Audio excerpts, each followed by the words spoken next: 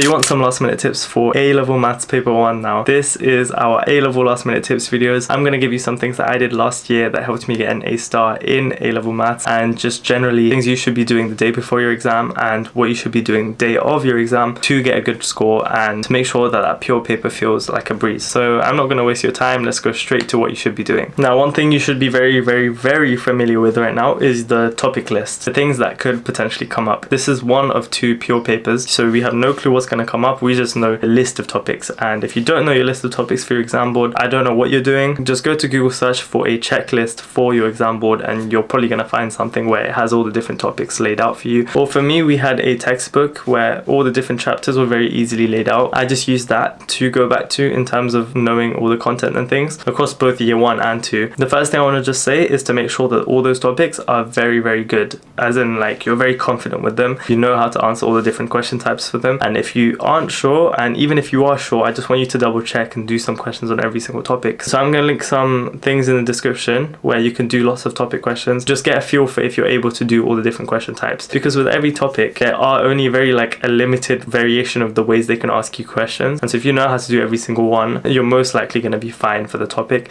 It's only really those difficult questions that require a bit more problem solving than just simply knowing how to do the question. Now, I want to make this nice and simple for you. There should be 3 stages of your revision right now, and everyone's probably going to be in different stages, but what you want to do most likely is to, before your exam, to at least be in that 3rd stage, to be in the highest stage. The first stage is knowing everything you need to know. There's a lot of things that you just need to memorize in A-level maths. There's a lot of equations that they do give you, but there are some equations that you have to know for yourself. Let me just get my iPad out here because I haven't done A-level maths in a long time. It's only been a year, but I'm just going to give you some things just as a general. Okay, this isn't all the things you need to know, but just some examples of things that you should know by now. And if you don't, then there we go, we have a place to begin. Firstly, I want to talk about functions. So your one-to-one, your one-to-many, many-to-one, many-to-many functions, all of those. I don't know if you can see that, but that's a nice and easy way to show all of them. Know your discriminant, so b squared minus 4ac. Know what the different things mean. So for example, if b squared minus 4ac is greater than 0, you have 2 real roots.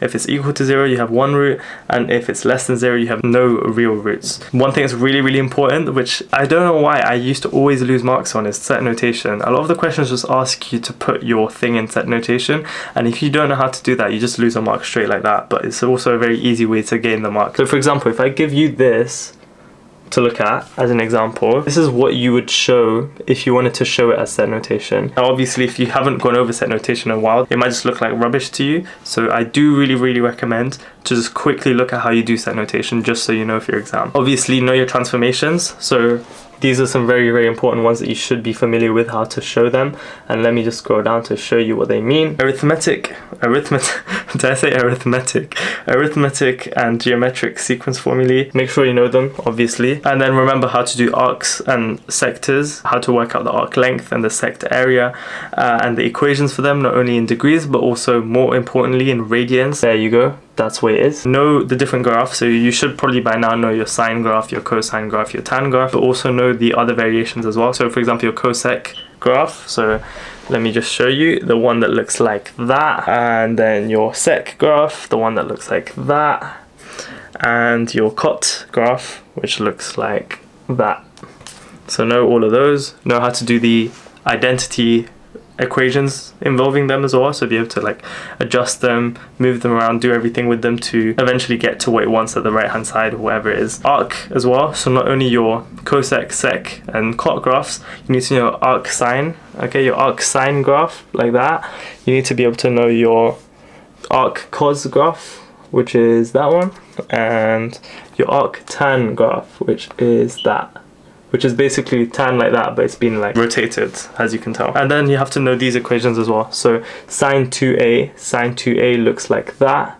2 sine a cos a. You have 3 different formulae for these ones. Tan 2a, the one that doesn't really come up that much, but you should still be very familiar with it. Differentiation, know how to differentiate different things. Show you all of that just to show you like how to differentiate between like ln and like a to the kx, sine, cos, differentiating those as well, proving differentiation from first principles. Here's a common question type that's usually always just a mark. Why might a sign change not guarantee a root? The answer is the fact that the interval is too large or there's an asymptote. This is talking about functions, by the way. This is all for edXL. I don't know about other examples, I just want to make that clear. But we also have this, the staircase and cobweb graphs. If there's anything here that I do mention that you don't know or you haven't seen it before, that's a great place to start for you to look at some YouTube videos of some people doing questions involving them. I talked about differentiation, obviously the other half of it, integration, know how to integrate different things, as you can see there. What that is, like the A with a hat on the top, what does that mean? And it correlates to that. That's what it should look like. That is everything I put as like things to just remember, just off the bat, just to quickly have in your head.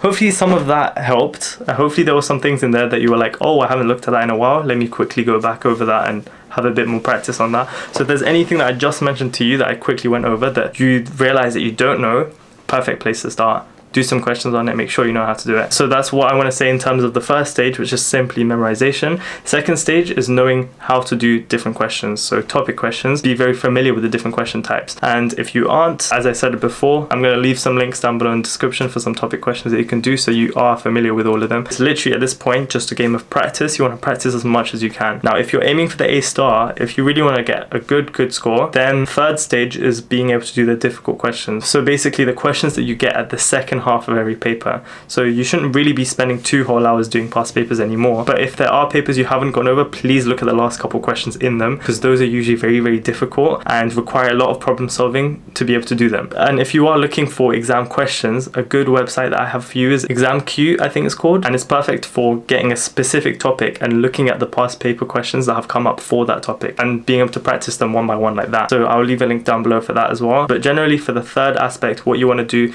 is you want to find those difficult questions at the end of papers, watch walkthroughs of people doing those type of questions, and if you're able to do all that, you're able to do those difficult questions, you've memorized everything I told you before, then you're set for your exam. And if you're wondering what to do minutes before your exam, so in that like hour before your exam, basically in that time I just want you to focus on the things that you should be memorizing, so the things that might have slipped out of your head. So what cos 2a is equal to in the different formats, you just quickly look at all those things one last time, and maybe if you also have time to look at those really difficult questions again and look at the methods for them to be able to understand how to do them, especially if there's a past paper that you haven't done in a while, quickly look back over the way to do that question, because sometimes even though the question is different, the method of it is the same. So if you have done a previous question that's the same method, you'll be able to get the question right easily. And apart from that, I just want to say good luck for this exam. I know you got this is the first exam for many of you guys, so good luck for this exam season. I hope it goes by fast and it goes by well, and apart from that, see you very soon for the next paper.